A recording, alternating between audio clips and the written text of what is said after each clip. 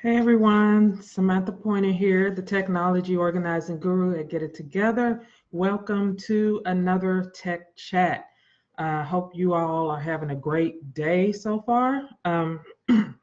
Tonight I'm going to be talking about outsourcing, and I call it the overlooked automation tool because people might not think of outsourcing as an automation tool or outsourcing to people or people in general as an automation tool, but I wholeheartedly believe that people can be used as an automation tool also.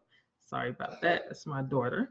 But yeah, so I call it the overlooked automation tool. So you can use outsourcing as a way to automate your business, as a way to get things automated, as a way for someone else to run the automation in your business. So that's what we're going to talk about tonight. We're going to talk about, some of the steps you need to go through.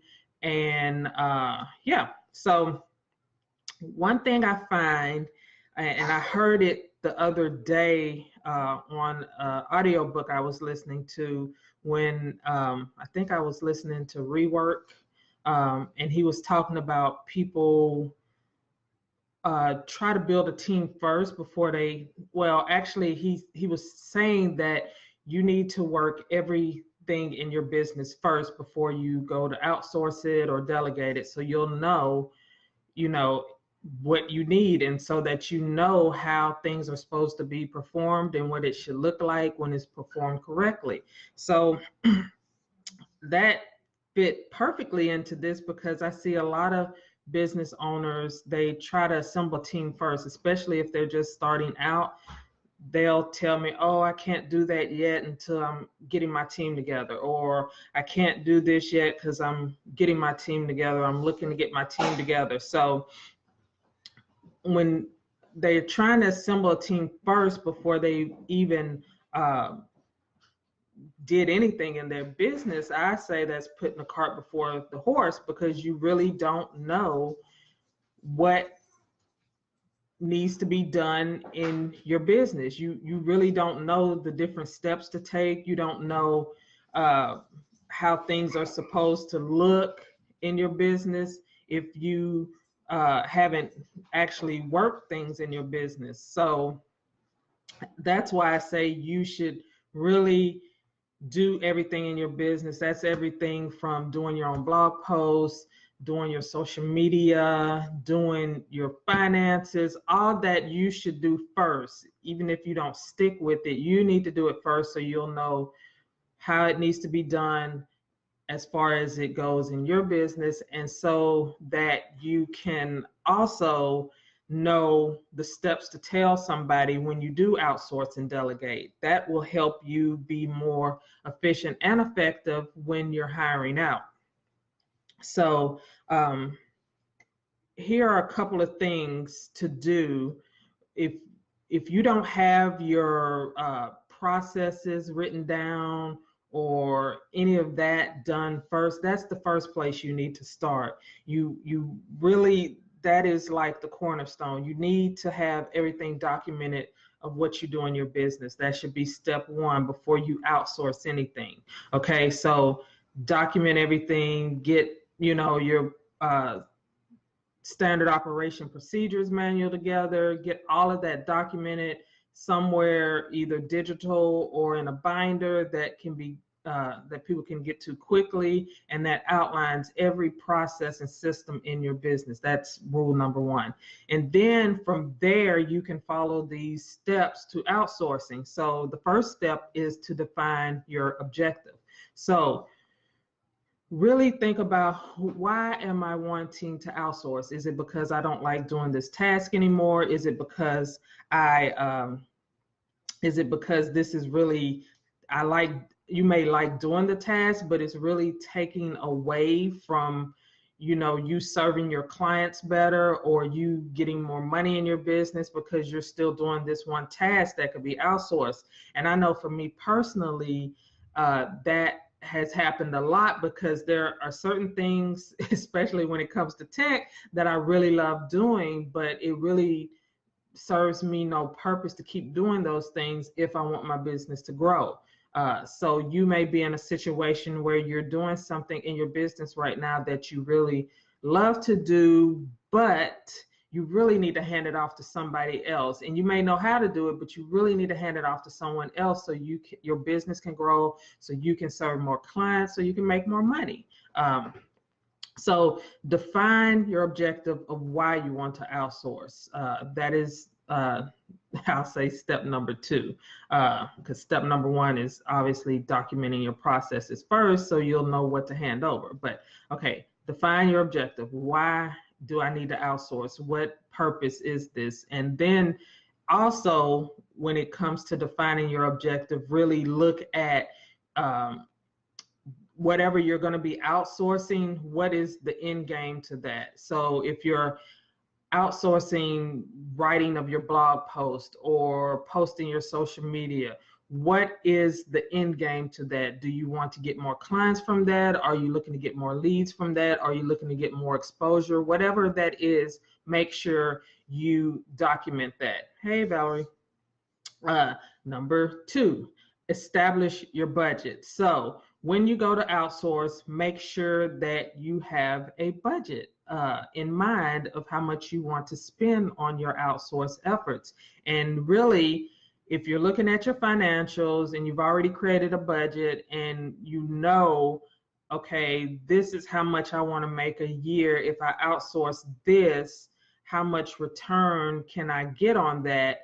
That's going to help you come up with the number of what your budget should be on outsourcing. So when you're starting out, that might be $100 or $200 a month that you have that you dedicate to outsourcing your outsourcing needs. So whatever it is, set that budget, because when it's time to go looking for the service providers, now you can narrow down by who can fit in my budget. I know several different places list what the person's hourly rate is, or there's different companies who, have virtual assistants and things like that list their bucket rates. So again, having a budget, what am I going to put towards this every month in mind, just makes you more confident when you go out and start searching for your providers.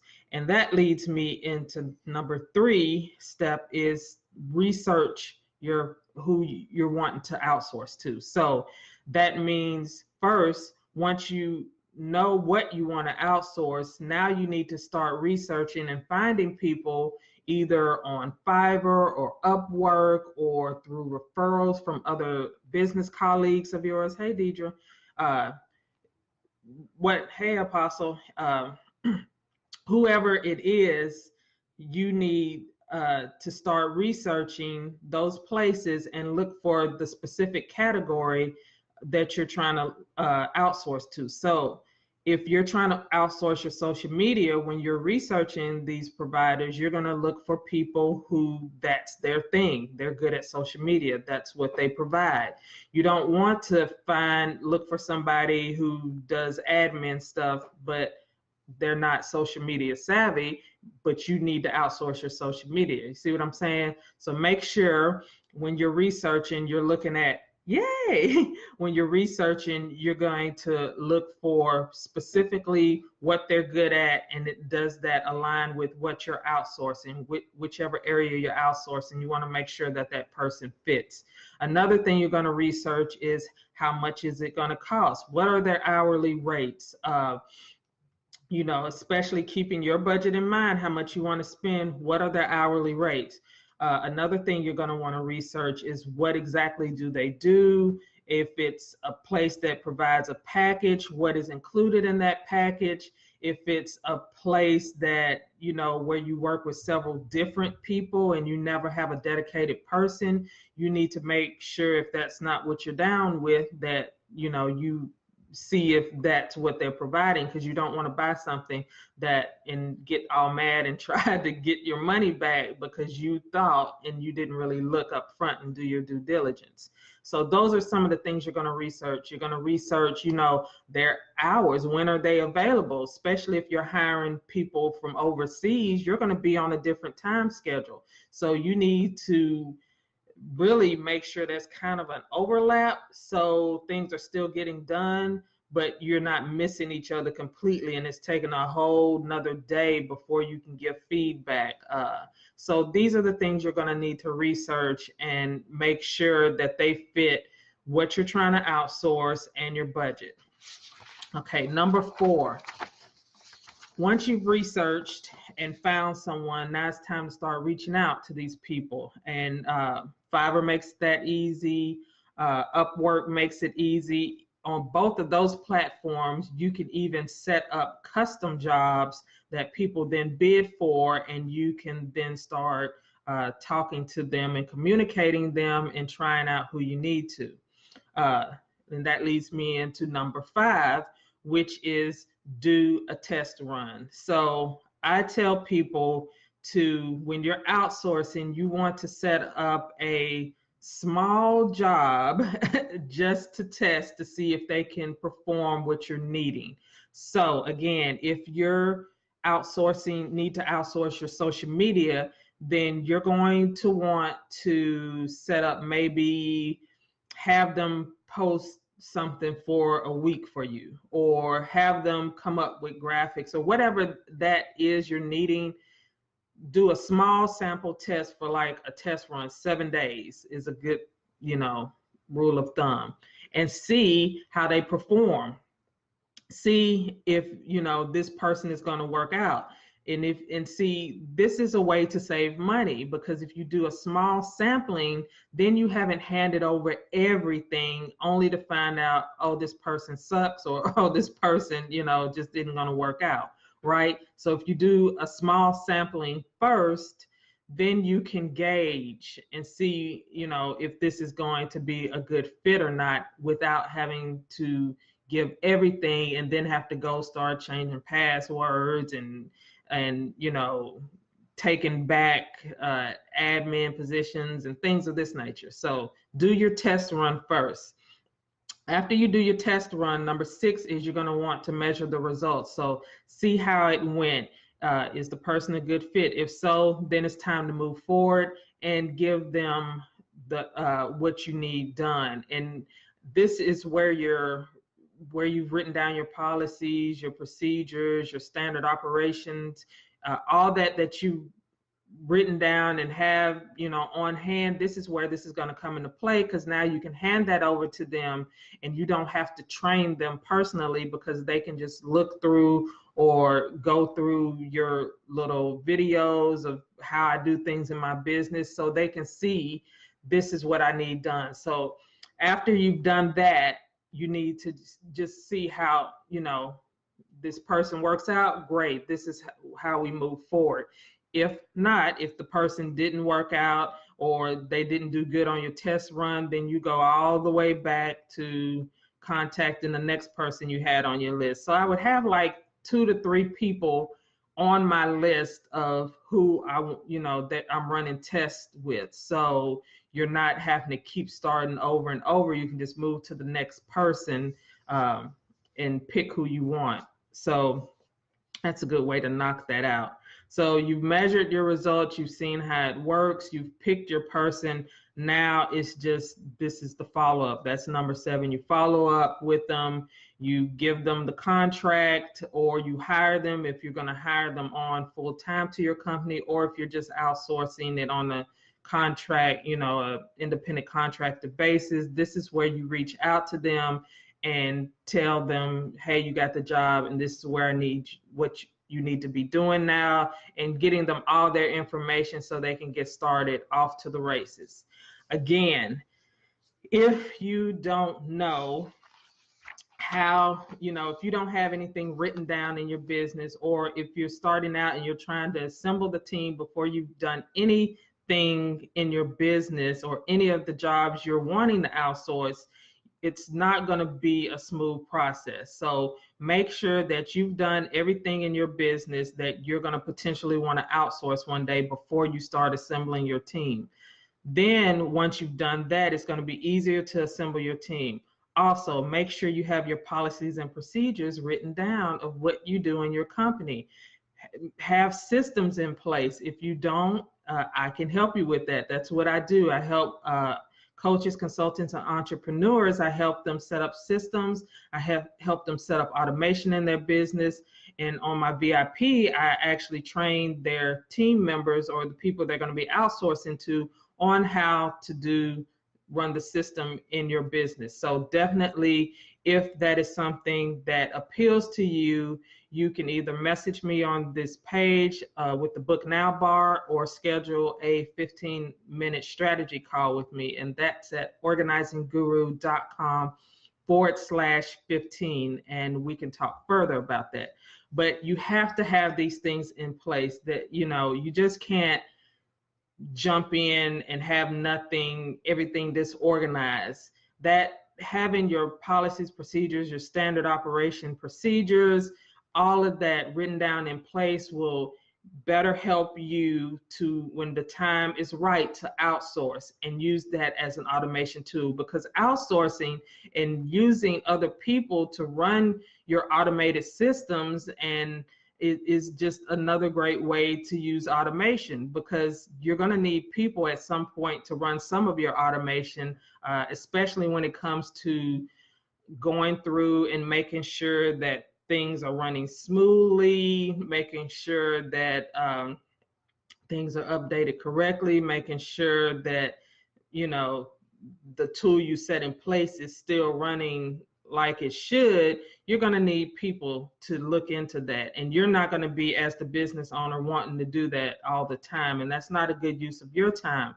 A good use of your time is helping your clients, coaching your clients, consulting your clients, and bringing in more money. So thank you, Valerie, for putting that there.